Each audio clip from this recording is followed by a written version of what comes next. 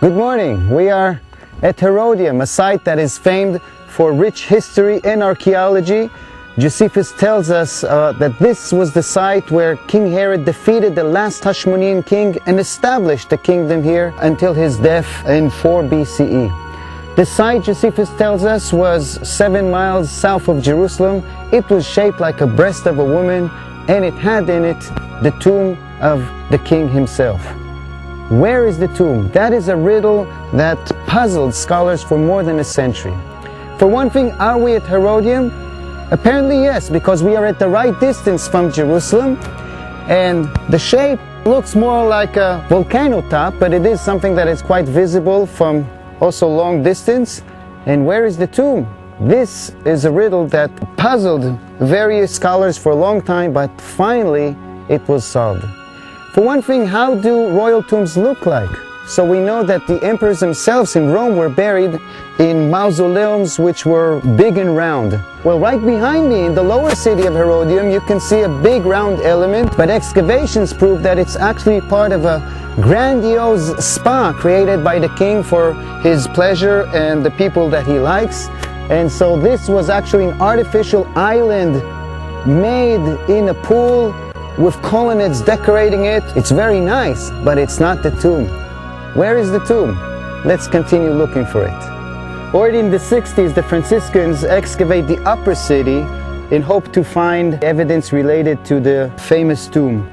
They excavate the whole top of the upper city, the Acropolis, and as the diagram here shows, they also find the big round element, but there's no tomb in it. What you have is a triclinium, bedrooms, a nice full-scale bathhouse, an open courtyard, semi-towers decorate the edges of the whole complex, and it's all very nice, but there's no tomb here.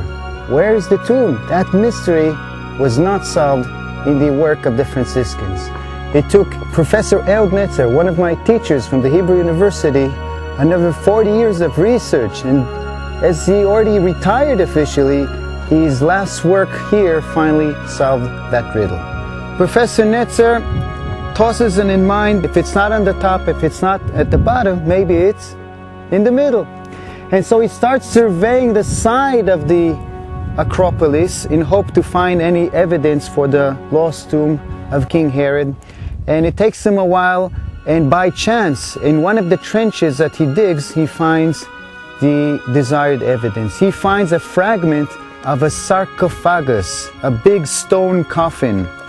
And then he calls in the press and he tells them, "Here, I have found the tomb of King Herod." People who are familiar with burial customs know that this is how royalty were buried, in such big stone coffins, often with flower decorations. What is missing is an inscription. To this day, he hasn't provided an inscription to show beyond any doubt that this is it. But as he argues, this is the site, and I find a big royal tomb. What else can it be if not the tomb of King Herod? Once this discovery is made, the site becomes a big attraction, and a lot of people are now coming to see the place. I recommend that you join the crowd and see this exciting find.